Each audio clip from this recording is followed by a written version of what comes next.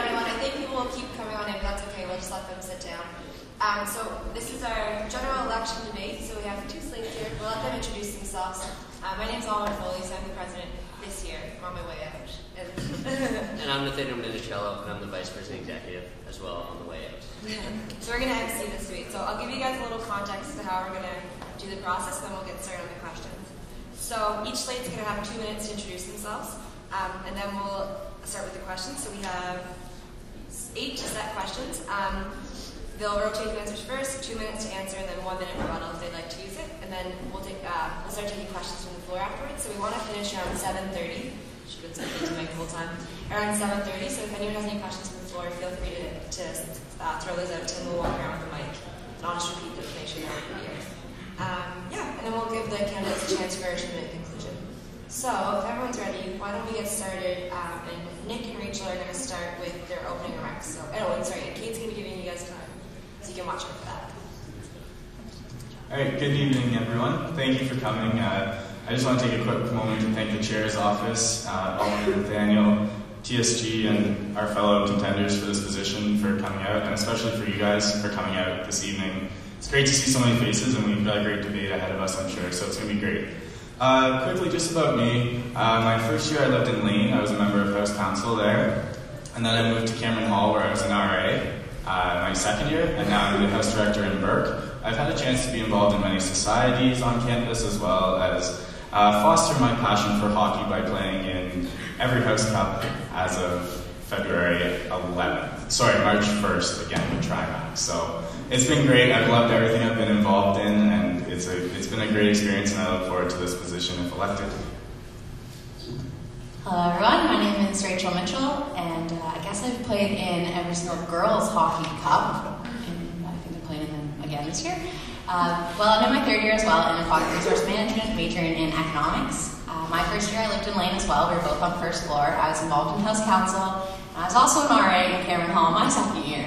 Now in 3rd year, I live off campus. I am the Internal Environmental Officer with the Students' Union, a position that I truly love. As well, I am Arts Counselor, and I'm very excited to be here.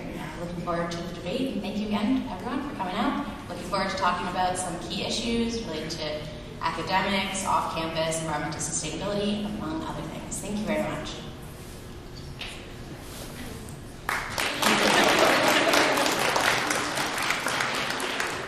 Thank you, Nate and Rachel. Sorry. I managed to get to the last question last time without doing that, so my apologies. So Nate and Mariah, if you'd like to do your introduction. Yeah, thanks so much, guys, for coming out tonight. It's great to see such a big crowd here, especially on such a chilly night outside. So, yeah, a really big thank you from us for coming out and getting engaged in what's going on. So, I'm Mariah. I'm a 3rd-year biology and business student here, and I'm currently the Vice President Union Services on the Students' Union Executive, so I manage the 9 services that the Students' Union currently offers. I've been involved in activities all across campus. I was involved in my House Council for 2 years when I lived in Chillis. I was involved in the campus police force, and I volunteered on municipal bylaw review committees, and I represent St. FX students to the provincial and federal governments currently. Hey guys, I'm Nate Annan. Currently right now I'm the House Director of McDonald Hall. Last year I was in McIsaac Hall as an RA, and the year before that I was in McNeil and Bishops. I was on House Council there as well. I've been on the football team for 3 years now. Done a variety of stuff with volunteering, peer mentorship, pretty much just trying to get involved wherever I can so I can get as much out of X as I can. And we also wanted to take this opportunity to clear up some rumors that might come out of the News of Marion article today. Yes, my hair really is red, and Nate did do gymnastics for years before playing football. Maybe hard to believe, I am very flexible. Thank you so much, Mariah and Nate.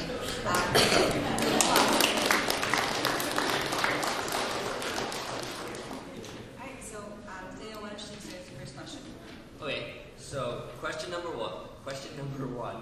In what ways do you believe the U can better utilize media in order to improve transparency? And Mariah and Nate, you guys will go first. I feel transparency is kind of a big issue right now with the U.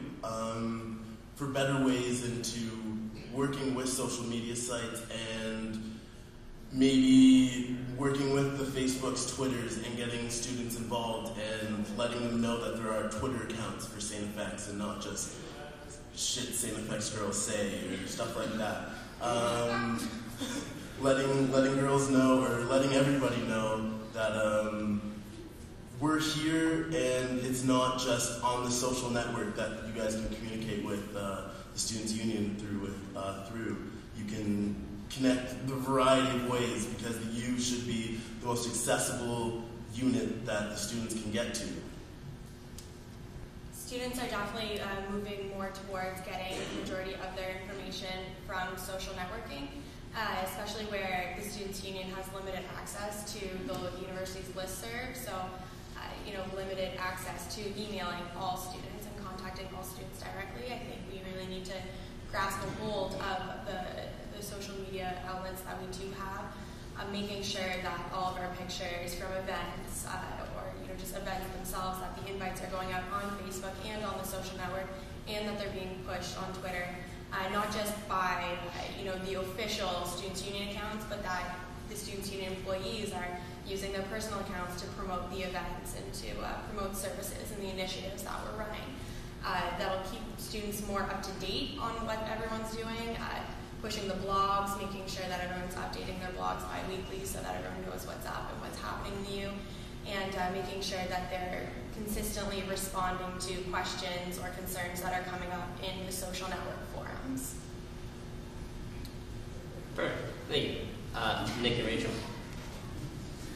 Thank you very much. In terms of transparency and media, I think one of the greatest things that we've already started is using a media outlet that we already have with the radio and our radio show. It's been so much fun the past couple weeks to be on the radio and have our own radio show, and that would be something that we've already committed to continuing to do if elected, to have more of a weekly kind of the U news and what's going on that week. So that's, I think, a huge thing that we've really committed to for the following year if elected. As well, we think it's important that the Students' Union is advertising events on all social media outlets. I think it's also important that they're communicating initiatives that they're taking or trying to put in place. Even if those initiatives aren't fully successful, it's important that our Students' Union is informing students what's going on. Perfect. Thank you. Mariah, Nate, did you have anything to rebut? Nope, you have nothing to add. Nick, Rachel? Perfect. Thanks, guys. So question number 2, I'll just repeat it twice, and then Nick and Rachel will be answering first, is how do you plan on being more inclusive of first-year students? So how do you plan on being more inclusive of first-year students? So you take it away when you're ready, Nick and Rachel.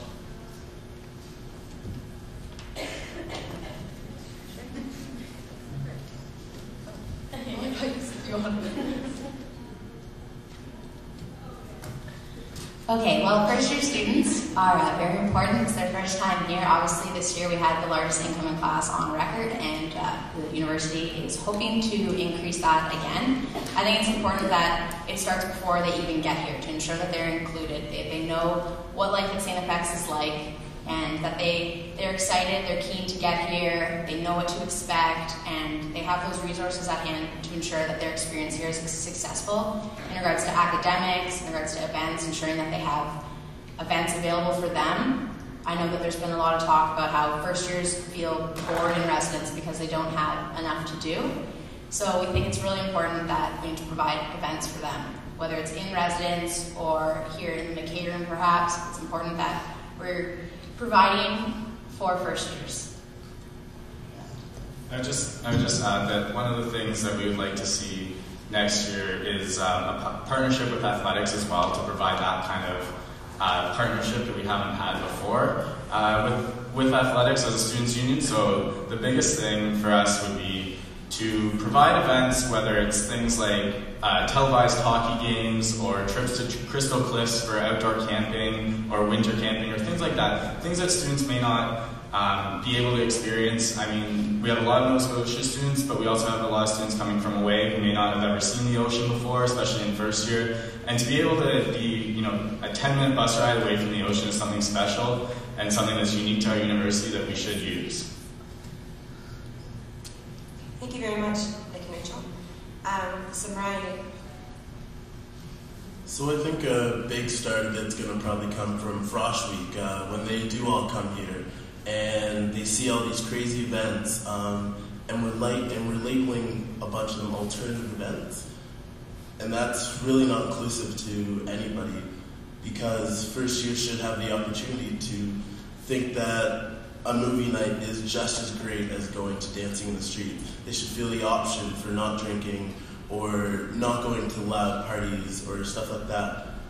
Giving them opportunities and variety with dry programming would be a great idea. It's in our platform, so that there is a variety. We've talked to the inn manager, Chris McSween, and he's fully on board doing dry events at the inn, so students are getting that bar experience before they turn 19 and get belligerently blackout and don't even remember their first time at the inn. So a variety of events towards first years is going to be really key so that they feel inclusive. Yeah, dry programming at the inn we think would be really great, introducing everyone to the social atmosphere of being at a bar while also being a safe and controlled environment. We also would like to host a Students' Union open house, probably the week after Frosh Week, throughout the building, make sure everyone's in their offices, their doors open, and that they're open and ready to speak about what they do in their position and the services and supports and resources that the Students' Union offers to students. And we would also encourage the members of the Student Life Office, who are also located in the site, to partake in the open house. So everyone from the Student Conduct Coordinator to the Human Rights and Equity Officer, right to upstairs with the President and Vice President. Thank you very much, Brian. Nick and Rachel, would you like a chance to reply? Just briefly, please. One of the things that I think we've seen this past year is that a lot of Frosh aren't always wanting to be drinking, aren't always wanting that bar experience. And I think while providing events that are dance related and party related is important, I think we can explore a lot of new events, a lot of new ideas that may not have come up before. And these things that are in our platform that we can explore and we have explored already with Crystal Cliff partnerships, athletics, even off campus with the number of students living off campus as Frosh next year. I think it's extremely important that we address those needs and make sure that they're feeling comfortable within the community of Antigonish, not only the community of the St. FX community on campus. Thank you very much, Nick. Ryan, would you like to reply? Yeah, we definitely agree that there should be events that aren't just, the party lifestyle or going out to the bar. That's why we've included ideas like obtaining a film license in our platform, so that the Students' Union would be able to host movie nights, or that certain houses could host larger movie nights in Nicholson, for example, or that the off-campus leaders could have a movie night in the Schwartz Auditorium and have it not just be, the older, more boring movies that we don't own the rights to, that no one really wants to go to. So it's very cost effective to obtain a film license. The university has stated that they would be willing to partner with us on that and cost share, so that we think that would be another great way to get more students out to less crazy party-like events. Great. Thank you very much for that. Nathaniel, did you like? So, question 3, and I'll read a choice also. What resources will you put into place to accommodate students, in particular second-year students, who did not originally plan to move off campus but are now having to do so? So, what resources will you put into place to accommodate students, in particularly second-year students, who did not originally plan on moving off campus but are now having to do so? And Mariah, Nate? we think continuing resources like the one that just happened a couple days ago, the off-campus resource fair, so that students do know what is there to offer for them, so that they can see what time or what special deals are happening at Shoppers and Sobeys and stuff like that, and get them accustomed to budgetary needs, because it is very different from living on residence where you're given everything and you're just given a bill, whereas they have bills every month where they have to come up with the money and they need budgetary guidance. We think that a stronger partnership with the Student Life Office in terms of supporting off-campus students is needed in order to really support the large number of students that are going to be moving off campus. Furthermore, we would like to see an increase in the budget that's allotted to the off-campus leaders. They have the smallest budget of all the houses right now. They're completely under-resourced, so it's really difficult for them to put on really great programming with such limited funds. They've done really great so far, but I don't believe that they should always have to partner with an on-campus house in order to put on a great event. And furthermore, like we just talked about, the film license idea would allow the off-campus leaders, for example, to host a movie night on campus where all of their frosh or their second years that are going to be moving off campus could come on over to the Schwartz Auditorium to just have a fun night together instead of just having meetings in the McKay Lounge all the time. Perfect. Nick and Rachel. Thank you very much. I think, for one, it starts off with support with off-campus housing through the U on the website. I know we have an off-campus housing coordinator, and it's important that we utilize that resource in order to help students with this transition. Also, in the future, we would definitely look to providing information sessions, bringing them to students in residence, and helping them along this transition. I've heard a few complaints about the site right now that a lot of the postings aren't up to date, and that students are calling landlords, but this house is no longer available. Also, another thing is our off-campus tenant board. So right now we have a lot of students who are looking for housing, and there's not a lot available because it's so late in the year. So a lot of these students are ending up with houses that maybe aren't up to date, up to code, and we think it's really important that they have a place where they can voice these concerns and complaints and they can be heard. Our off-campus tenant board would be that place, essentially. We would work with members from town hall, as well as student representatives from the Students' Union and with administration to ensure that students are able to voice their complaints and that change can happen. Because right now, Antigonish, it's debatable whether they can support all of those incoming students and off-campus housing, so it's important that we're able to ensure that they have proper housing and that those needs are met on and off campus. I just add that tenant board is, we've talked with the town about that, and that's something that, if elected, we would start on February 4th and hopefully have it in place for second years moving off campus and still maybe trying to find a house or finding a house. And when those second years come back, we hope to work with the town to provide an off-campus fair similar to the one we had in the McKay room, but something more maybe on Main Street where we could close the street down and where students could meet those vendors and get to know the people living next door to them. Thank you. Mariah, Nate, would you like to rebut? No. Nick and Rachel.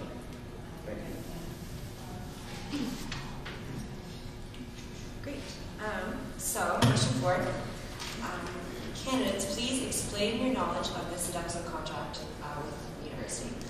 So explain your knowledge of the Sodexo contract with the university. And Nick and Rachel, when you're ready, you'll be starting first.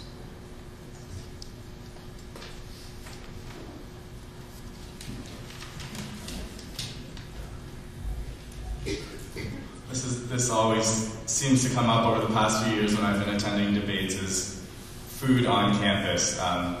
As you know, we're in a long-term contract with Sodexo, and they essentially have a monopoly over what is provided on campus with food. I believe there are 16 years left in the contract, so it's very hard for us to affect change with them. But what we want to do is lobby for them to continue to provide different options for us and affordable options for us. So It's something that can be very difficult, but we're willing to meet with them on a regular basis and at the food issues kind of level and really push for them to make sure that the coffee is affordable. Make sure that all of those things are being provided so that when you go to Minimo's, we can have a coffee that doesn't cost $4. Great, thank you. Riley? So, like Nick just said, the Sodexo contract is a long-term contract with 16 years left. Unfortunately, they have a monopoly all across campus except for the conference rooms in the KMC. So what that means is that only Sodexo food can be served anywhere on campus except for the conference rooms unless Sodexo agrees that you can bring this food in. So they say yes or no whether or not if you have an event and you want to have pizza. It's always up to them. So what we want to do is create a more positive relationship between the Students' Union and Sodexo to make sure that not only is what they're providing affordable for students, but that it's also sustainable. So lobbying them to use less plastic packaging is definitely a first step to go forward. Encouraging more students to have reusable mugs, maybe offering more of a discount if you use a reusable mug as opposed to getting a new paper mug every time. Going plastic bag free would be awesome. I know we've made great strides with that in terms of Take 3 and having paper bags there instead and moving away from the plastic sandwich packaging and maybe using cardboard instead, which is much more sustainable. Great, thank you very much, Ron. Nick and Rachel, would you like to reply?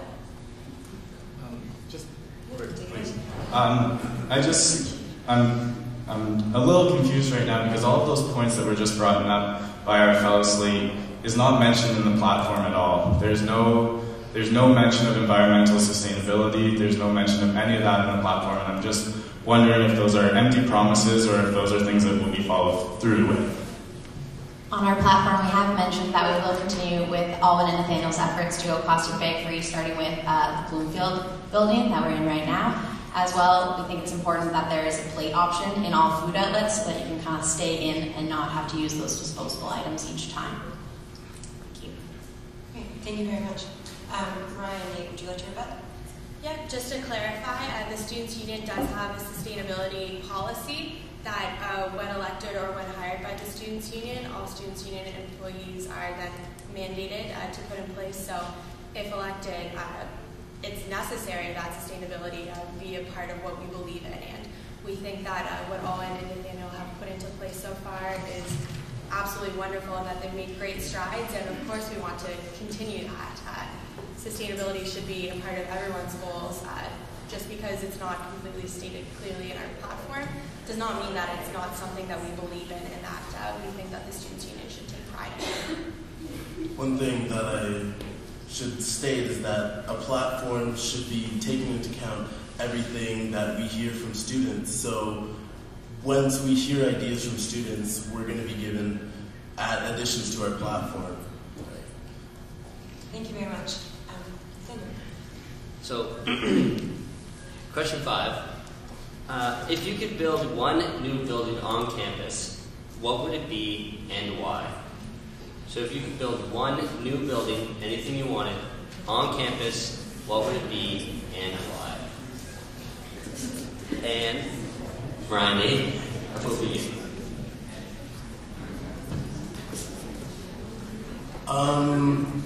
Probably right now, an important building to build right now would be a new residence building, just because with the numerous issues that has come up so far with second years and third years being forced to move off campus, and we're bringing in more and more first years.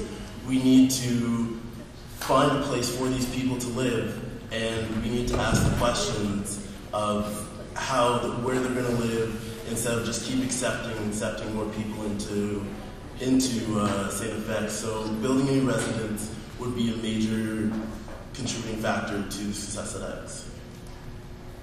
The residence building, of course, would need to be accessible to all students. It would have to have elevators, of course, ramps that are wide enough for wheelchairs, natural light would be very important as well, and making sure that there's green space around the residence building, as well as having gender-neutral washrooms is also very important to us to make sure that all students feel comfortable in where they're living. Thank you. Nick and Rachel. Okay, yeah, we would also build a new residence. I think it's really important right now. There's obviously that need. We do need a new residence building. Though we feel that student consultation would be essential in building this building. We would use focus groups and ensure that we communicate with all students to guarantee that their needs are met. Another thing is right now, the gym obviously cannot support the amount of students we have on campus, so we would maybe look to incorporating the kind of gym health and wellness aspect within this residence, in addition to a cafe to kind of take a bit of heat off of Meal Hall, because right now, once again, it can't support the incoming students that we have. Also, I think it would be great if the new residence could be pet-friendly, because it's been proven that interaction with animals is very good for your well-being, so I think that would be great. Oh, and in terms of environmental sustainability as well, LEED standard, just like Schwartz. Also, in our platform, we've discussed how we will be continually working with administration to maintain that active voice with residents and plans going forward. Thank you. Thank you. Mariah, Nate, would you like to rebut? Not necessarily to rebut, but just to add to what we already said. Just in terms of building a new residence, making sure that students are being brought in to look at the models and in conversations with Dr. Riley, similar to the process that's already taken place now with renovations to Nicholson Hall and to Mount St. Bernard. And we would also make sure to keep a very active voice at the Board of Governors level in terms of the cost effectiveness of the building, to make sure that students aren't going to be charged mega bucks to live in the brand new residence, to make sure that all students are being treated fairly and that all students are going to be able to afford to live in the building. Thank you. Nick and Rachel? Perfect.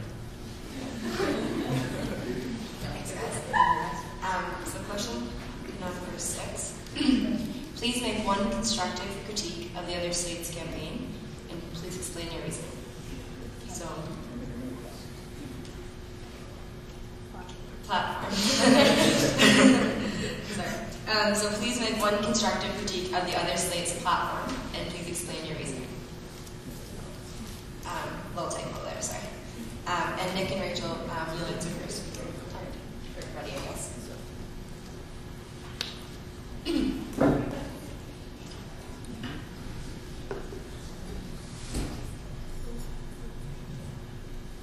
Alright, so having had a chance to look over the platform thoroughly before this debate, something that popped out to us under Xaverian Life and the other slates platform was the residence contract appeal process.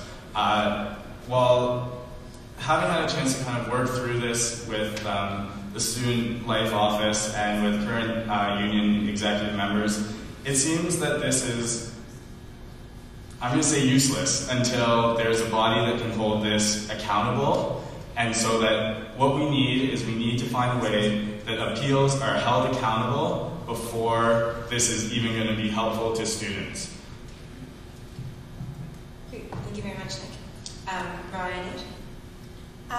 Just in looking over Nick and Rachel's platform quite thoroughly, nothing really did stand out other than a lot of the things that have already been done by the Students' Union Executive. Things like academic mentorship being a program that's already being put in place by the current executive, wet dry events. It's very repetitive of past platforms, and it's not very new and innovative. And I think what students are calling on the Students' Union for is to be that new and innovative body and to move forward instead of staying stagnant and reinventing the wheel. Thank you, Mariah. Nick and Rachel, would you like to rebut? Please.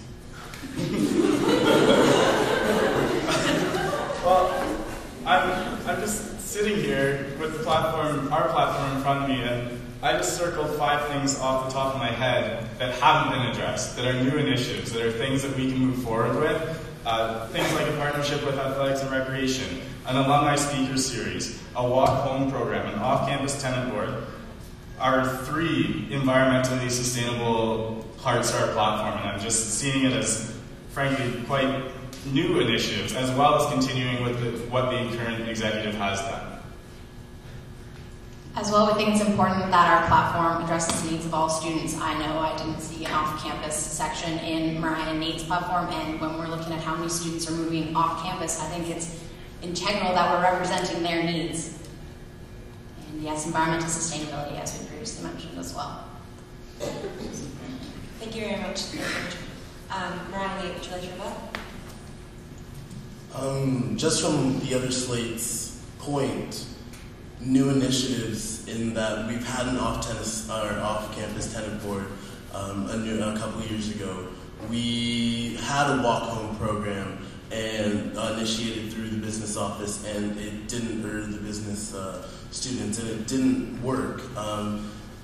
These kind of programs are being cut all throughout universities across campus. So why would we put more money into these initiatives when we already know that they're going to fail? Great. Thank you very much, Nate. Daniel. Question 7. What is the most important part of your own platform, and how do you plan to implement these ideas next year? So what is the most important part of your own platform, and how do you plan to implement these ideas next year? Ryan, Nate. I think one of the most important parts of our platform is the focus on academics that we're looking to bring in. The Students' Union currently doesn't have any focus on academics. There's minimal funding towards academic support for students. So things like 24-hour study space, that being brought in would, of course, encourage a more positive academic environment, more access to electronic textbooks through the library, would really engage the new, more tech-savvy student, being able to have your textbook on your Kobo, your Kindle, your iPad, whatever e-reader you're using, as well as cutting down on costs and having your books available for you wherever you are, as long as you have your laptop, your electronics. Having student representatives on department committees, so having students in the discussions of, what's required for me to have this major, should this course be a mandatory course for this degree. Having students in those discussions is very important, because students are the ones that are going to be impacted by the decisions. They're going to be the ones taking the courses, so having them involved in those discussions are very important, as well as creating academic achievement awards to be included in the Students' Union Awards. Right now, they currently only really promote leadership, which is awesome. That's what the Students' Union is all about, but they should also be giving students that pat on the back for putting in so much work into their academics and their education, and for being that well-rounded student. Perfect. Thank you. Thank you, Rachel. Thank you. Most important part of our platform, I would say, is representation within your Students' Union. From what we've heard, a lot of students don't feel that they're properly represented through council and also through our executive structure that we currently have. We think that it's very important that it's as efficient and effective as possible for all students. In terms of council, we would address this with in-constituency office hours, as well as ensuring that they're going out to more events, they're being more available, approachable, and accessible to all students, because counselors represent your needs at the highest governing body of the Students' Union, and we feel that's very important. As well, the current executive structure, there's some room to move a few things around, I think, and we need to ensure that we're being accountable and we're being transparent, and that we're representing the needs of all students. We all pay $146.12, something around that, every year for our Students' Union, and we want to be properly represented, and we think that's very important. And do you want to add anything? I'd just add that I think the rest of our platform stems from that point, that once we have that representation, we can really evaluate going forward what we've got for the rest of our platform and see what that representation takes us, where those ideas are coming from, and what new initiatives maybe first year students have next year, that with the representation they can bring that to the forefront. Thank you. Mariah and Nate, would you like to rebut? No, nothing to add. Nick and Rachel.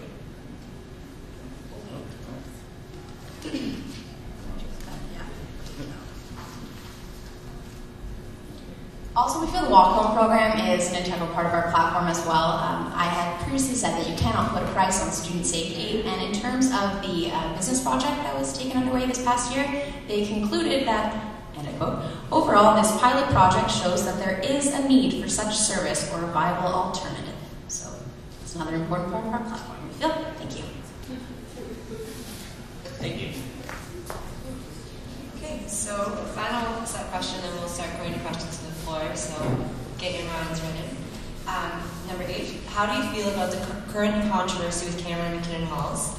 And what is your position on tradition versus campus safety? So, hot topic. How do you feel about the current controversy with Cameron and McKinnon Halls? And what is your position on tradition versus campus safety? And Nick and Rachel, you guys can take it away when you're ready.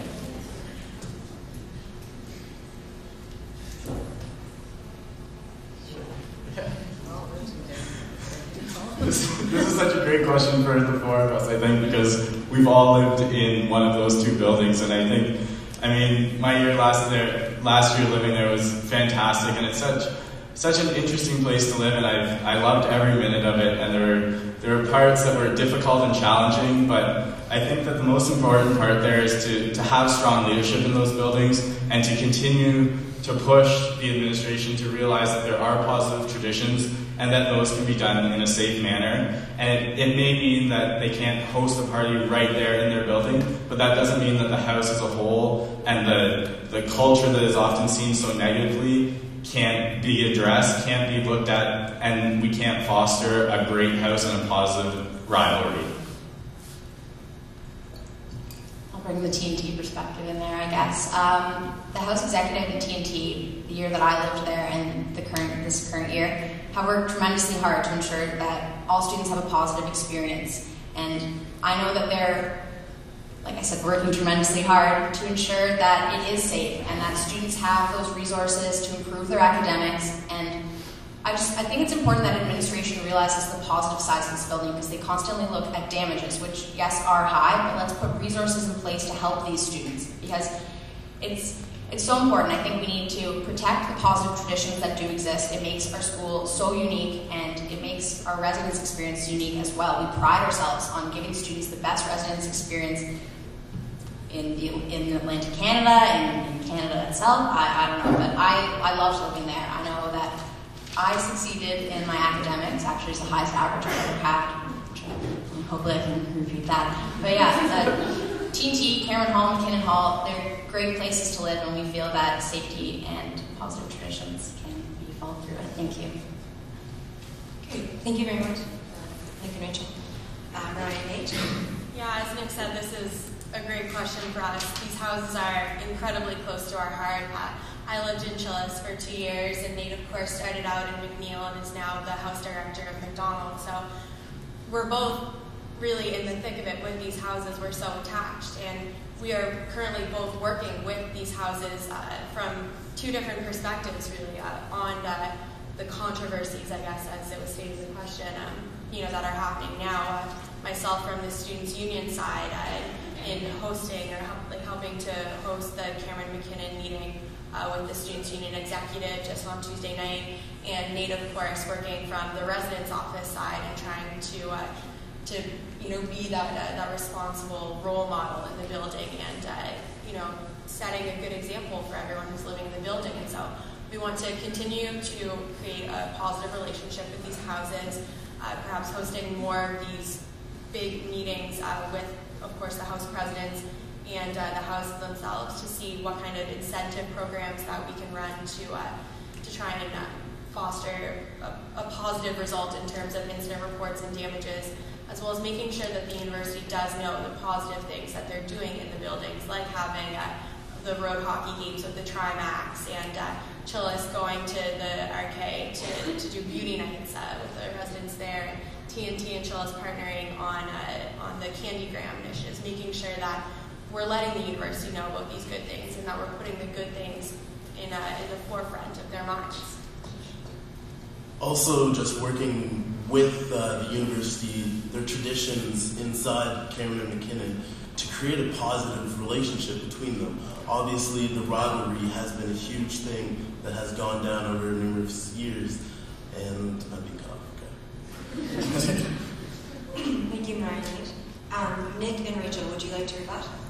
Yep, absolutely. Something that was mentioned by the other slate was the meeting last Tuesday night with these buildings with the student union executive, and I think the two big things that came out of that were interesting ways to address the problem with an in-house contract so that students really buy into that, and then with pictures of the janitors going up on the walls so they respect and they don't damage the house just because of, they think that no one's going to clean it up after them. And I think that it's these things that we really need to foster and we really need to push for going forward with Frosh, with second years living there next year, so that they understand that it's a community and that these things can happen and that those buildings can thrive.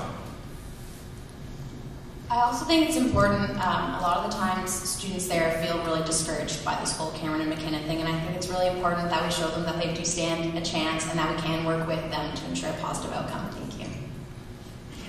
Thank you, Nick and Rachel. Ryan, would you like to rebut? Just talking about also the meeting on Tuesday, it was great to have a students' union present at these meetings instead of it just being a Keep Public over meeting where it seems so official. It's a great idea that the students' union this year came in, sat down with them informally, and pumped out great ideas. Putting your sweet custodians' faces all over the walls, or like putting on a pane of window that you would punch out otherwise because, oh shoot, she's gonna have to clean this up, or something like that. These are great ideas that Cameron and McKinnon both worked hard to come up with these ideas. They sat down when in an informal situation and they came up with these ideas because sitting in an informal situation, they were able to be relaxed, share their ideas, and work together. Thank you very much, Jane. Okay, well that is the end of our set questions. So Tim, maybe you can wave in the front row there. He's going to go around with the microphone, and if you have a question you'd like to ask, please raise your hand. And I'm just going to repeat them into the mic so that we can get them on video so we put them online after. So don't feel awkward if I do that. And then once again, the candidates have 2 minutes to answer, and then their rebuttal period is off. Okay, so any questions out there?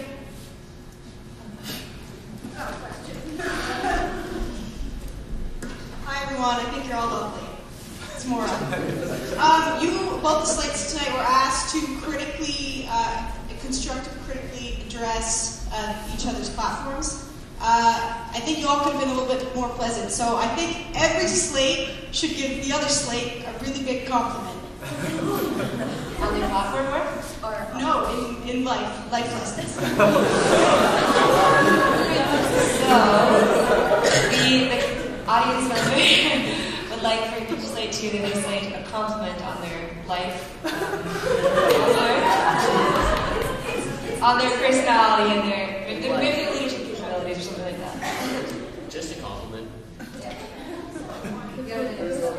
Oh, sorry. Who goes first? Ryan and Nate goes first. So, yeah, so Ryan and Nate goes start. I guess we'll go President compliments President VP. Yeah. Compliments Okay. VP. Nick's one of my best friends, so it's I don't know what else to say. He's a great guy. He's always there for me when I need him, and great to hang out with. We have a lot of fun in biology classes when we're not having so much fun. Nick's always there to shoot a great text message to in class, and we just have a lot of fun together. He's a fun guy. As for Rachel,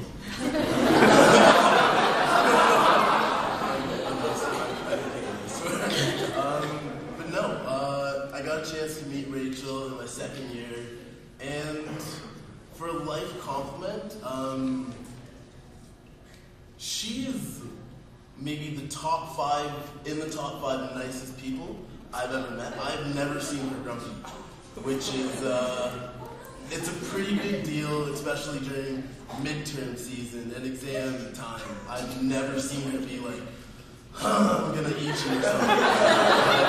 Where I've seen that from some other students. I thought you were going to say you saw that from me. I've seen that from you, but I wasn't going to say it. Thank you very much, Ryan. So Nick and Rachel, go ahead.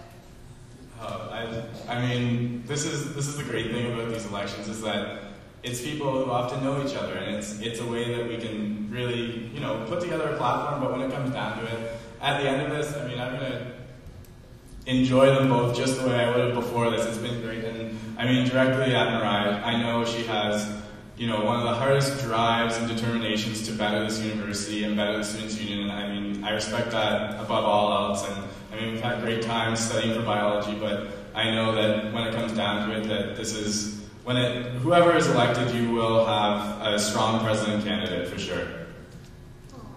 That's cute. And a strong vice president as well. Nate, you have a lot of fun at the end. We have some great interactions. Last night, it wasn't me, but someone spilled their drink on you. It wasn't me, and you blamed it on me. You were hugging him, it wasn't me. Anyway, I'm going to put you in my top 3 nicest people I've ever met. Bravo, touche. Yeah, you're a great guy. You give great hugs. You're always smiling. You're so nice to everyone, I feel. You're very approachable. And you can really brighten anyone's day. If you guys could see me blush right now.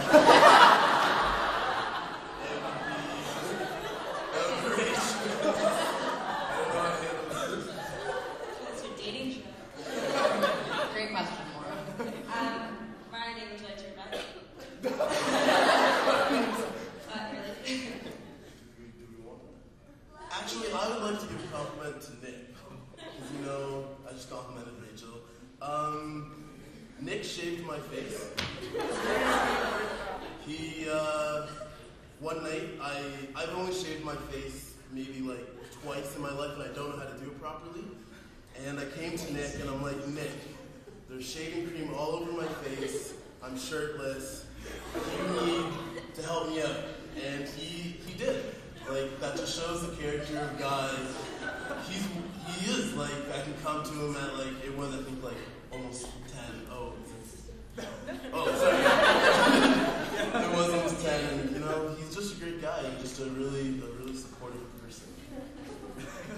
Thank you, Nate. Yeah. Okay, Rachel, would you like to provide it all? I'll just add that I'll always be there to shave your face if you need it, anytime. Thanks, bro. Thank you very much, guys. Great question, Laura. Is there any more questions on the floor? See your hand back there. Hi. Sorry. The university often has policies in place that frustrate a lot of students. What's your guys' biggest frustration with the university right now, and how would you plan to address it if elected? Okay, so I'm going to not say that perfectly, but students have frustrations with university policies and the university itself. So what's your biggest frustration, and how would you plan to address it if elected? And if Ryan, no, Nick and Rachel will answer first.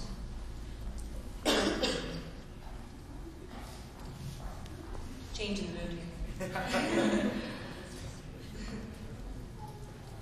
Alright, I think it's a big frustration, but I think it's something that we can address. The frustration for me is that they don't always seem to be receptive to ideas, and they don't always seem to, have the drive that I think a lot of students have.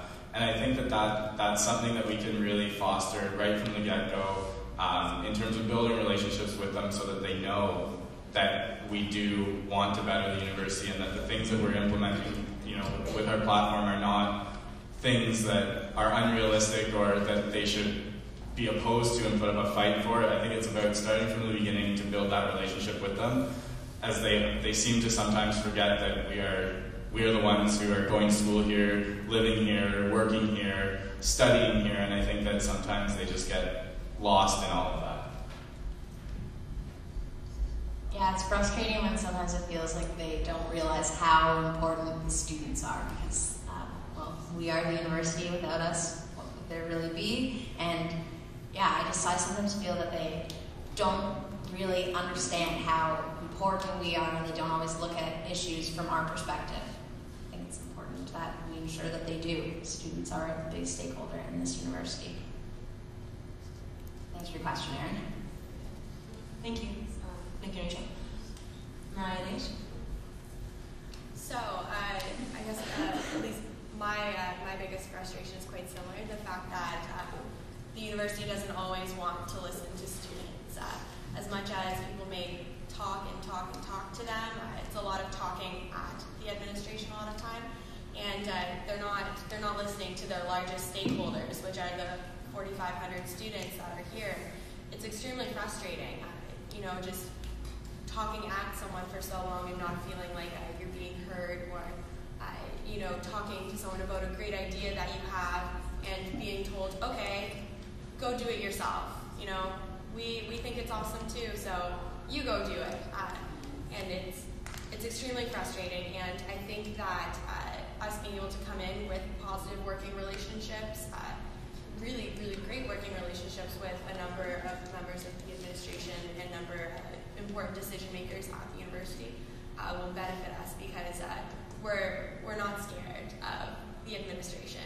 We've had these discussions with them before, both from a residence life perspective and from a students union perspective. So we think that being able to come in with these good relationships and not being afraid to speak up for students and to speak up and say it loud for students.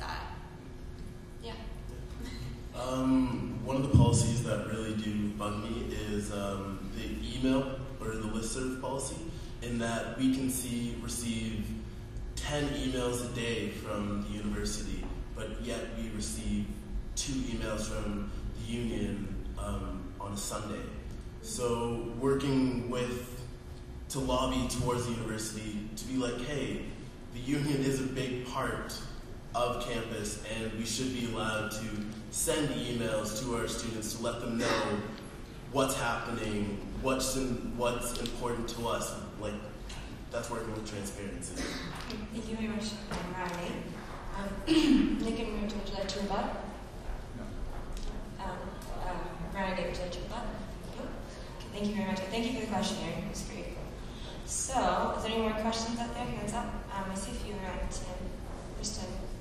Okay. All over. I just have a quick question about the executives. It sort of seems like anytime I'm up on the 4th floor, there's certain execs who are always there and other ones who I never see. And I'm just wondering how you would restructure, if you would at all, to make it more efficient and effective. Great question, Adam. So if I'm repeating properly, let me know if I'm not. The question is, how would you restructure the executive board? Yeah? Is that essentially it? Okay.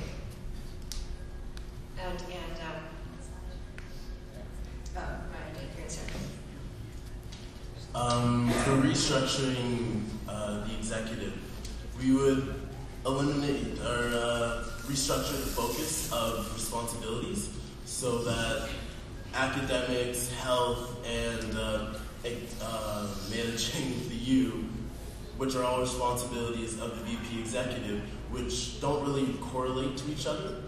So working to reassess those responsibilities so that different VPs can work together to use these rules effectively. Yeah, creating a position similar to Vice President Academic and External that you see at a lot of student unions, so that there would be an executive that could take a focus solely on academics and could also work closely with the president on external lobbying and advocacy with our different provincial and federal groups. We think that it would be a great benefit to students and would also relieve a lot of stress on the Vice President Executive, who has three responsibilities that are totally out of whack with each other. They don't really correlate. There's no connection there. And we would also like to see more office hours for the executive.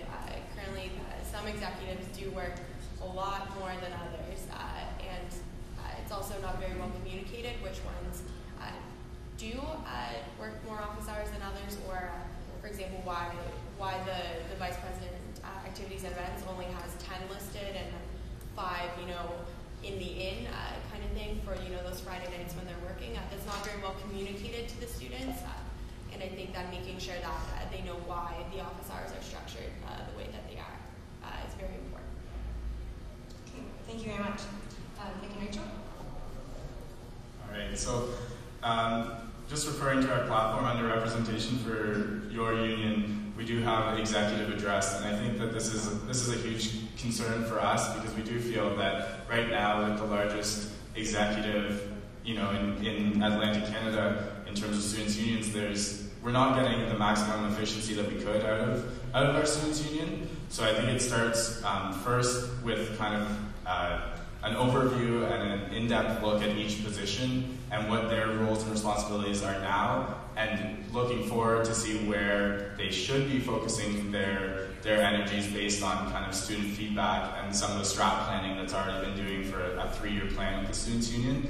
And then from there, restructuring to make sure that efficiency is maximized and that students are really getting the most out of those executive members who are working for them. We also feel that there needs to be a greater focus on academics, and this could come through having a VP academics, or simply through the restructuring. We could reallocate roles and responsibilities to ensure that academics are fully covered.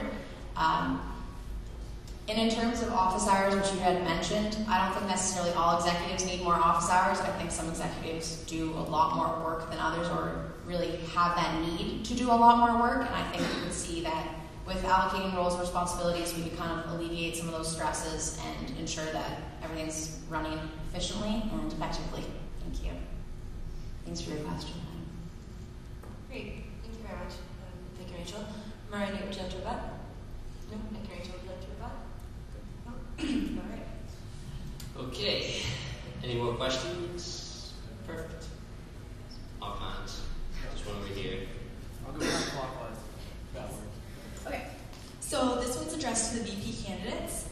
Binge drinking is a huge issue on campus. How will we work to address this issue?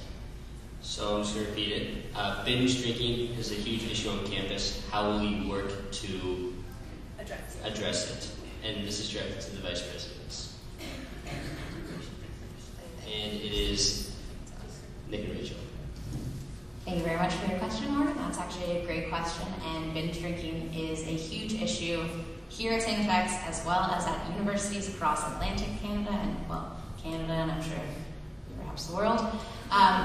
Binge drinking is a multifaceted issue, and personally, we feel that there is no single solution to addressing this problem. I think it comes in providing alternatives for students, and we feel that, I don't mean to label it as alternatives, but I mean providing more options for students.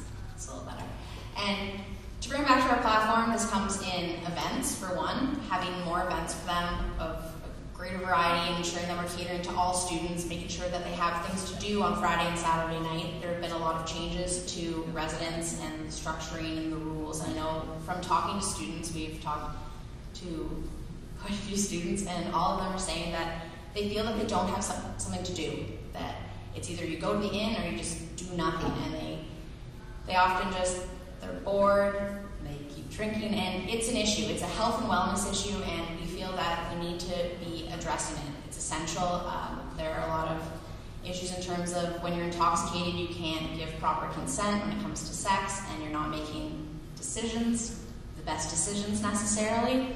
So we feel that once again, in providing a partnership with athletics and recreation, we can provide a greater diversity of events for students and ensure that they have things to do and that they're able to, succeed here at St. FX, and that they have the greatest experience possible. Thanks for the question. Thank you. Nate? I think it's really important to change the culture around drinking here at St. FX and obviously across many universities across Canada. As of right now, we see drinking as this great pastime, and it's something to fill our calendar every Friday and Saturday night. So, like what Rachel said, providing an array of events. So, such as dry programming at the end, so mocktail night, or having a film license so that we can show huge movies to a great amount of students who aren't going to be going out, who don't want to go out. Being in residence, I do see that students are, oh, we can't go to the inn, we can't go to the pub, so we're just going to stay here and get drunk or get belligerently drunk. So working with to change the culture, you have to give them options and places to go instead of just sitting in residence. And when they are sitting in residence, they are damaging things, they're kicking in, they're doing reckless things, whereas if we did give them the outlet, the option, they wouldn't. Thank you. Rachel, would you like to rebut? Another thing when it comes to events is we feel that we can provide wet-dry events for students. And in talking to students, a lot of them, whenever the idea of a dry event comes up, they say that there's always a wet event happening at the same time, so everyone who can drink goes to that, and then they're just left with their kind of like dry event, which isn't necessarily what they're looking for. So with having wet-dry events, we can have all students come, whether they want to drink or not, or whether they're of age or not, and we feel that that can properly address their needs, and they'll be able to have a greater experience at that event. We've seen it with Winter Ball. That's a wet-dry event where students have a great time. And another thing is with residents, they're providing lots of events for their students, whether it's 2 Year's Eve, or I know Dynamic Duo was supposed to happen this weekend, and yeah, it's nothing more, sorry. But we need to be able to work with residences to ensure that we're providing these events at a more cost-effective way, because the inn is always $5 max, and these events are often expensive, so that's another point. Thank you very much. Thank you. Just to add, we do want to work with the Students' Union research officers so that we can find out actually what is the reasons behind these binge drinking episodes. And once we find out a reason, it will be easier to decrease it because we'll have the ability and the resources to find alternatives. Thank you. Tim? I'll get the youth in you.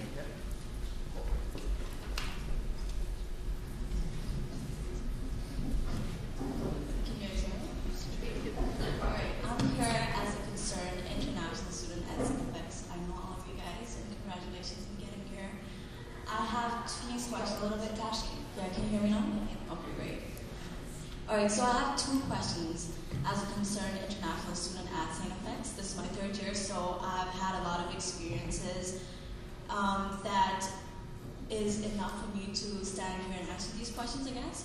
So the first question is, I'm not really aware of what kind of aims and objectives you have for the international, to work with international students next year.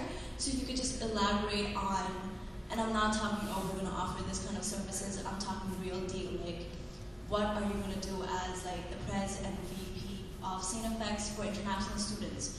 So we're not just talking bettering services or being the middleman, we're talking about you actually really having that kind of interaction with international students, because we do see, I think that's a big issue as an international student. I think the society definitely feels there's a huge gap between the student union and the international society that could be covered. So in terms, if you guys do become the Pres and the VP of student union, what kind of visions do you have for that? And second question, the biggest issue that we have right now is the deregulation of the international students' fees. I'm sure you guys have heard about it. If you all know, we do pay double the amount of everyone here. $14,000 is a lot. And next year we're talking about a deregulation of international fees, which means you don't even know what percent of an increase there could be coming up. So I guess in terms of that, I know I've had a lot of meetings with Owen. And to be realistic about it, I guess, what kind of, I guess, as the President VP, what kind of initiatives could you take in order to, because this is going to have a huge impact on all of us. So what do you see in doing, if this does happen, what kind of services are you going to improve? How are you going to, work every day to make this increase directly benefit the people who are actually paying this money? So I guess the question would be just how you what's your vision to work with everything that's happening around, I guess? Thank you. So, Tasha, I'm just going to repeat that for the camera, but just to, I think, let me know if I don't say this properly, address your question. The first was, essentially, what will you do as president, vice president for international students? What visions do you have? And the second was, in terms of what's going on with deregulation, tuition, and such, what's your vision for international students and addressing those issues? Is that, yeah? So, that's okay. So Mariah and I'm going to take it away. Thank you for your question, Tasha. Just to clarify, are we going to have 2 separate times for each question? Because there is. Okay, so why don't we start with the first question then? So, what's your vision, as President, Vice President, what's your vision for international students? And how you're going to work with international students next year? Yeah, perfect. Thanks for the question, Tashi. We have addressed directly international student support in our platform. It's something that came up a lot when we were talking with students and doing some consultation. There are a lot of international students talking to us saying that they're concerned and feeling very underrepresented. So, we've talked with a lot of different students' unions about what they do at schools like CBU, where, a quarter of their population is international. We've got some really great ideas that we incorporated into our platform, such as the Students' Union becoming directly involved in the planning of International Welcome Week. Currently, there's not very much of a voice from the Students' Union in the Welcome Week, and so we want to make sure that not only are we involved in the planning process, but that all of the Students' Union employees, from the executives to the general manager, are just as much present as these International Week events as they are during the Frosh Week events that are put on by the U, making sure that everyone is always present at all these events, not just the Crystal Cliffs barbecue. We also talked about getting students more integrated to the community by events like walks to the landing with the international students during Welcome Week, or putting on a road hockey game with the international students versus the faculty, like how we had a soccer game with international students versus faculty. Something that's very Canadian, very East Coast to introduce international students to, just some of the little parts of our culture that we have here. I think also working with counselors specifically, in that holding them to the standard that we do hold all counselors. So they have to be present at your event. They have to work together with the Students' Union and international students so that it is a positive environment and they're treated just like every other student. Thank you very much, Mariah. Nick and Rachel?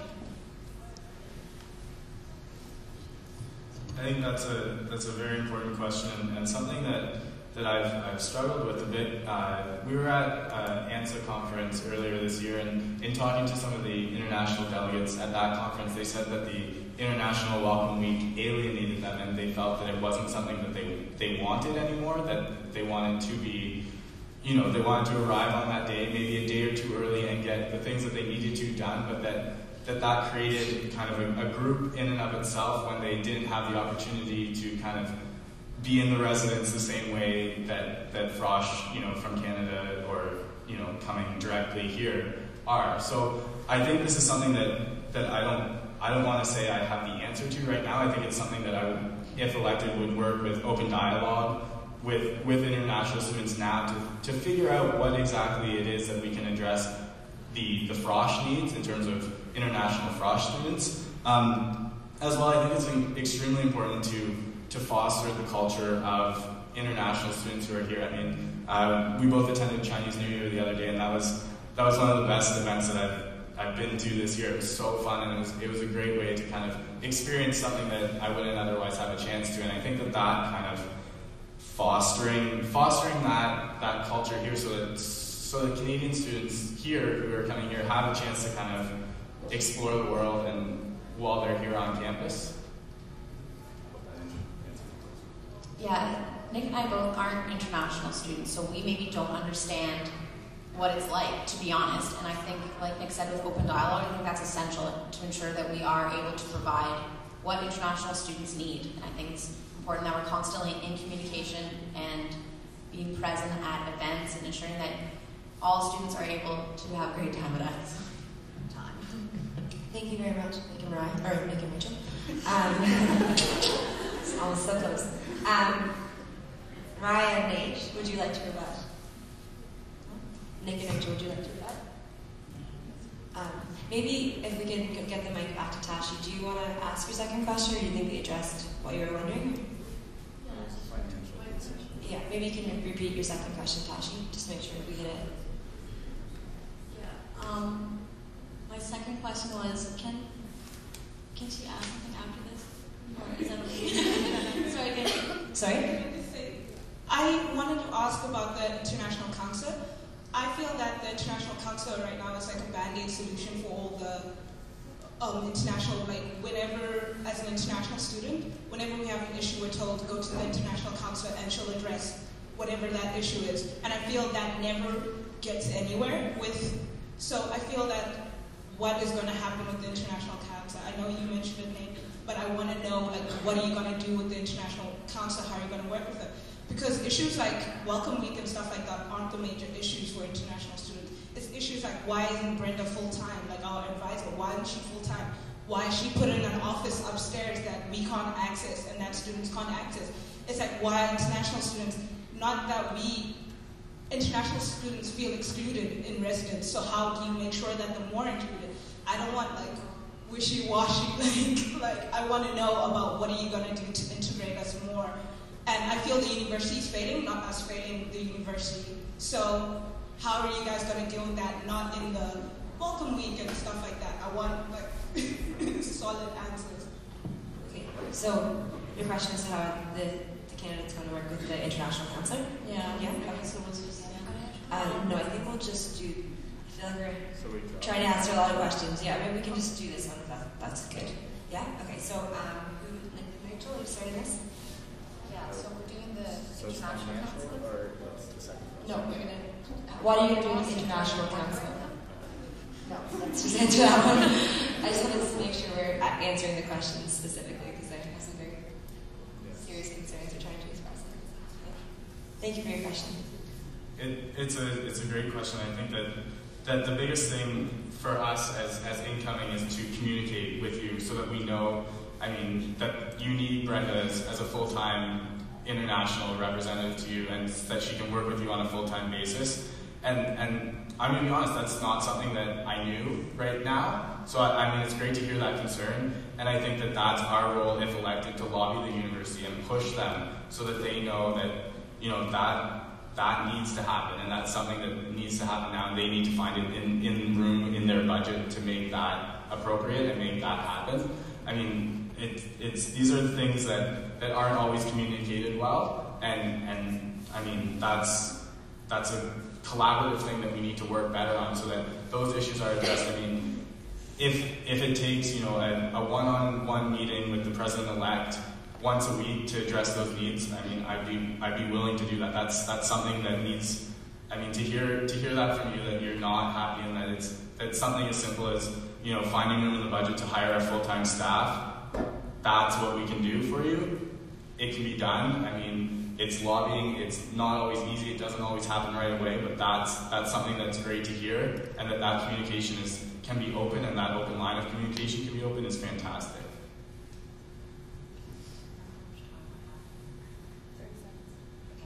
Also, yeah, Lee Wong, the International Council right now, honestly, I work really closely with her, and I think she works harder than any of us, and I understand that all the international students have different needs than other students especially, and it's important that we're able to give you the resources that you need, like Nick said, lobbying to ensure that that's a full-time position, and to work closely with the International Council to ensure that your needs are met in that time. Great, thank you very much, Nick and Rachel. Mariah and Nate? Yeah, I think one of the most important concerns that you brought up is bringing Brenda to an office that's, you know, located in an area that students, first of all, actually go to. I remember the first time that Brenda told me where her office was.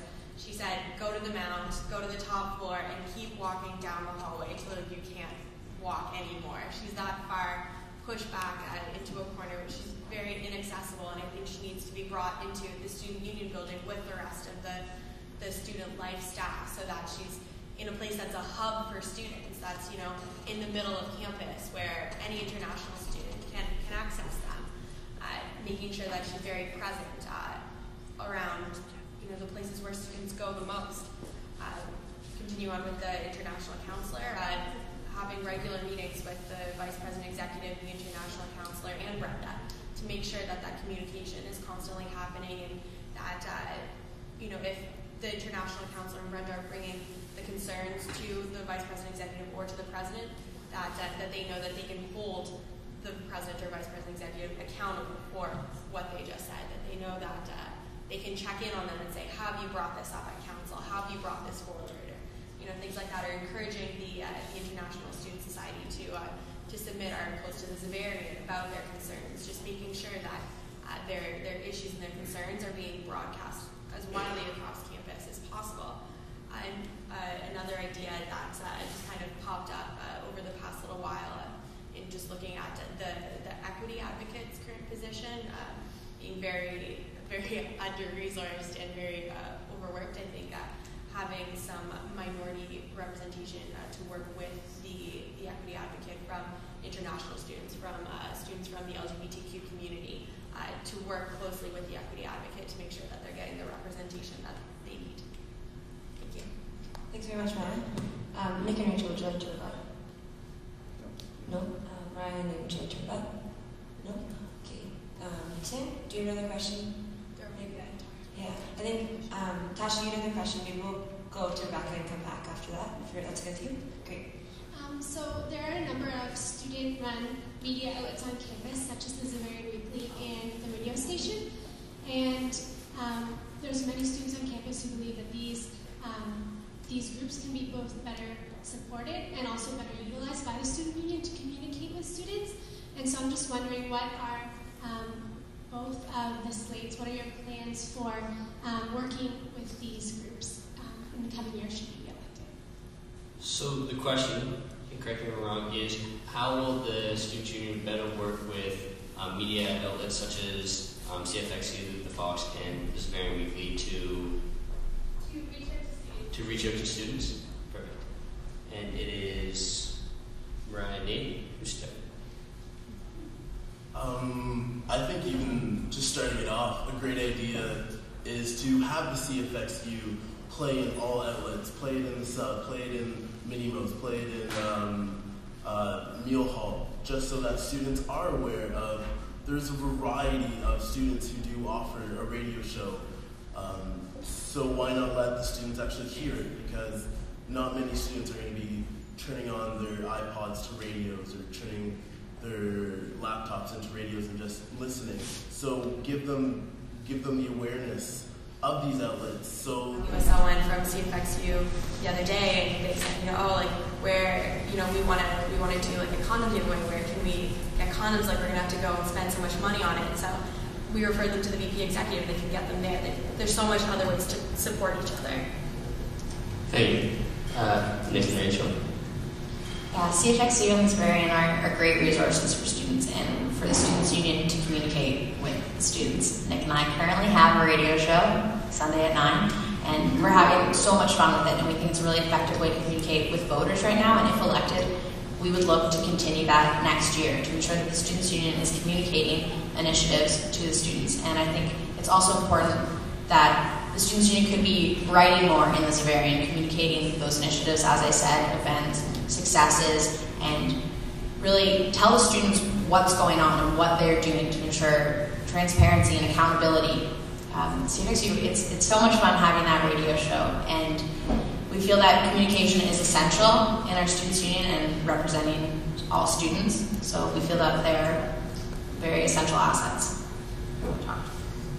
I just want to talk to the vote and the discussion that will be had at council with Rachel and myself both sitting on council. It's going to be a hard discussion, and I think that the point of view that we'll bring, I know I will bring for sure, and I know Rachel supports this, is to find a financial viable way for those services to continue. They're not profit centers in my view. I think they're services. And I think that finding a way for those services to continue to provide information to students and better provide information to students is essential. and to make them financially viable long term in an autonomous way as they've already suggested that they would like to be. Thank you. Ryan, Nate, would you like to rebut? Nick and Rachel. Thank you. So at 7:25, so we probably have time for 2 more questions, I think, maybe. There's a few out there, but this first Tim. Oh, there's some questions over here. Or do you want to go on? Somebody kind of played me down before, so. Okay. I'll go here. And the other thing is the candidates will certainly be available after if you have any specific questions. So we'll go here and then Meg, and then you can figure out next. Certainly. End it off. We'll do here and then Meg, and then closing remarks. Okay. And then if you have any questions, you can ask questions afterwards. How's that sound? I'd just like to say that I thought that bringing up of the international students their concerns, I thought that was a pretty important question. One of my main concerns is the status on Cameron McKim Halls this year. Honestly, I feel like so far the way they've been looked at, the way they've been, I guess, kind of reflected, it's only been on like things like house damages, and I feel that a lot of administration and Keith Publicover, that's all he's been really focused on. And one of the things that he's never really quite understood was that how, people, it's not just us, the residents, that are actually doing these, it's, other people from other residences and people off campus. And that's something that the numbers really don't tell, is that we're not all doing it. So I guess one of my questions is you guys already talked about how you guys are going to do, how you guys are going to, support us and stuff in this coming year. I think the time to support us is now. I know with Nate and Mariah, I know that you guys both are involved in working with us and making sure that our communication is where it should be with the university administration, that we're doing positive things. So I guess maybe the question's more towards Nick and Rachel. Just like maybe just now, because I know for the time being that it definitely influenced my vote as towards who's president and vice president. To see you guys doing work with us and helping us out. So I guess that's my question. Just how you guys are planning, or how you guys are, if you guys will help us out and getting the message through and showing the university that we're doing positive things. Okay. So the question has to be for both teams, so I'll open it up if you're okay with that. Yeah. And just to repeat it, it's just how do you guys plan to feed? How do they plan to work with the residents to communicate with administration? Is that just like the positive things, and just like basically just like showing us that we're actually doing work. And no, because I know the question before was for next year, but I think really the time is now. And I know maybe I'm just saying that I know it would influence a lot of people's votes to see you guys, if you guys would do work and help us get our communication up to level where it should be with administration, showing them that we're doing positive things. So if elected now, how will I begin working immediately with these residents to show administration that these residents are doing good things? Yes, but the other thing that I'm saying too is that I know that Mariah and Nate are both doing work, and I'm just saying, and that's why I'm saying it's more focused maybe towards Nick and Rachel to see if... Yeah, it has to be towards both slates, but I think that's definitely a question they can definitely both speak on, I'm sure, if you're good with that. Okay, great. Well, thank you so much for your question. I think that's a great one. So, Nick and Rachel, you're going to start first, and do you guys feel comfortable with the question? Hearing the question? Nick? As we were saying earlier, it's somewhere where we both lived and both have a direct connection to. I think our role comes as a communication role. If elected, I mean, in my current role as lower campus counselor, that's my main role is to communicate for those 3 buildings on lower campus, and it's something that I've tried to do as things come up during the year to bring that to council and council reports and to the current vice president of student relations so that she is always aware of what's going on in those buildings and can help me with that dialogue to communicate back to students.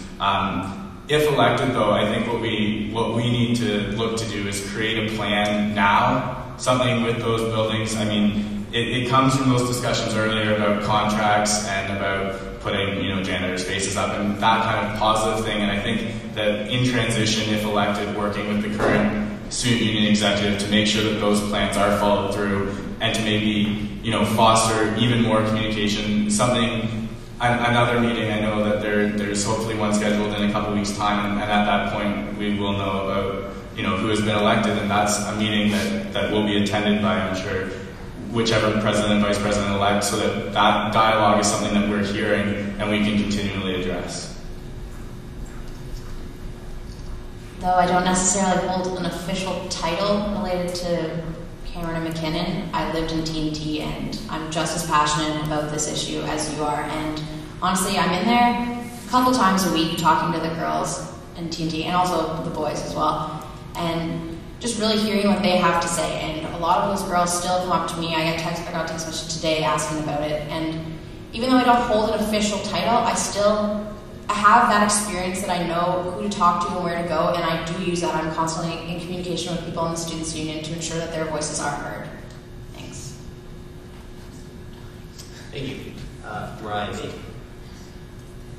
I think it's really important to have the meetings like we did on Tuesday, where we're working with the Students' Union. The Students' Union is sitting down in an informal way to create this positive change, because we need to foster this change from the inside out.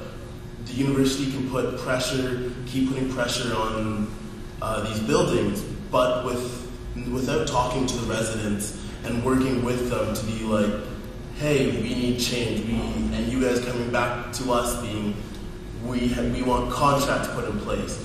We want the people who are breaking stuff and ruining this amazing experience out of the building. We want to work closely with the students and keeping that rapport with having these town halls over until the problem is solved, until these buildings still have their own traditions, but their damages are down, and the good of the buildings, like a TNT feast that McDonald put on, that is communicated with the administration, so they do see the good points. And just quickly to add to that, having constant communication between the Students' Union and the residents to make sure that we're well aware of all the positive things that are happening so that they can be appropriately communicated, making sure that the VP Student Relations is getting the support that they need, because they're one of the most difficult jobs. Cameron McKinnon is half of their job right now, and making sure that they're adequately supported so that they can be appropriately communicating all these positive things, creating an action plan or a strategic plan to move forward with specific action items that can be put into place, and working closely with second-year students so that they can become the positive role models and good examples that the buildings need. Thank you. Nick, Rachel, would you like to read about Mariah? Perfect. And last question, Miss Megan McNeil. Thank you, Nathaniel, you awkward human being. So I'm just wondering, if elected, how you plan to work with host councils, considering the event review committee is not currently allowing events and residents, but due to increased security costs, host councils can't afford to have events that are residents. So I'd like to know how you would address that issue. So, Meg, correct me if I'm wrong. If elected, how will you work with host councils to work with the ERC, work with host councils to sort of have events and residents due to restrictions financially, essentially? Just have events in general, they don't have to be in Sure. Events in general due to financial restrictions. Is that right? No, yeah, no. Thanks. We would recommend moving away from using the university security because they're not catering to students' needs. Being able to find a security company who is more affordable for students, but can provide. And I'm pretty sure I'm wondering right now if we can outsource it, why haven't we already? Because students are not pleased with the fact that they can't have events right now, and we shouldn't be limiting them because of cost. It's important for our students to be able to provide for them, and there is that interest for events. The students want them, and it's important that we are able to provide that for them. I'll just add, in terms of some of the other events, and talking with administration, they've been very, very receptive to the idea of providing more kind of incentives to house councils to, you know, have the X bus at a cheaper cost to kind of escape the niche for a weekend and go somewhere else, and that kind of event, or provide something at Crystal Cliffs that would have been out of the budget before, but with kind of this partnership, we would be able to afford those events. And I think the Students' Union needs to take a bigger and an active voice in those events, that it shouldn't be on, you know, one of the Trimac houses that has a budget of $2,000 to try and put on 3 events, that we need to find financial support for them or incentives to them, things that we can do to help cut those costs so that they can put on great events for their house. Okay, thank you very much, Nick and Rachel. Ryan, would you like to vote? I think we also need to look at the type of events that we're having in residence. So having a haunted walk where all the money goes to, or most of the money goes to charity, are really good initiatives, and working with the new structure of the House Council is a great idea, so that events, maybe not alcohol related, move out of residence, and positive and bonding events stay in residence. So working with the event review committee to see if events like that could be put into place rather than binge drinking or just a variety of events offering to our students. Great, thank you very much, Nate. Nick and Rachel, would you like to vote? Thank you. Okay, so that brings an end to our debate. The candidates are going to do some concluding remarks. I feel like everyone's going to jet out really fast afterwards, so thank you all for coming. And thank you to the ROs, and thank you to the candidates for sticking around. And Green Gig is going on downstairs, so feel free to head down there. I think there's free snacks and stuff. That's pretty sweet. Maybe. It's not going to be trouble. And we will let the candidates do their concluding remarks. And I'll remind everyone, I'm pretty sure the candidates are open to taking questions afterwards. If you want to come up to my nose and hands to get a draft, we're really sorry for that. We just didn't want to go too late. And they were great questions that we did have. So, Mariah and Nate, why don't you take it away with your concluding remarks? I think it's 2 minutes. It has been an amazing ride, this whole campaign, and we just really want to thank you guys for being there and giving us our input for our platform, and being there for us when we're coming around knocking on doors, bugging you from your movie night. But you guys are the ones, you guys are the reasons we're doing this. We want to create effective change. Thanks for the opportunity to run for your president, vice president. There's still a couple days left, and we're still eager to get out there and keep talking to students and keep meeting new people, and keep hearing your concerns and keep talking about why we want to be your president and vice president. Having more conversations, making more friends, it's always on our to-do list. And so if you want to learn more about us, of course, just stick around and feel free to chat with any of us anytime. Check out our website, www.votemariahnate.com, Facebook page, facebook.com/votemariahnate, and our Twitter as well, just @MariahNate. We're Twitter fiends of the sort, so we're always on there. So we'd love it if you would check us out, read our platform in full on our website, and thank you so much for coming out.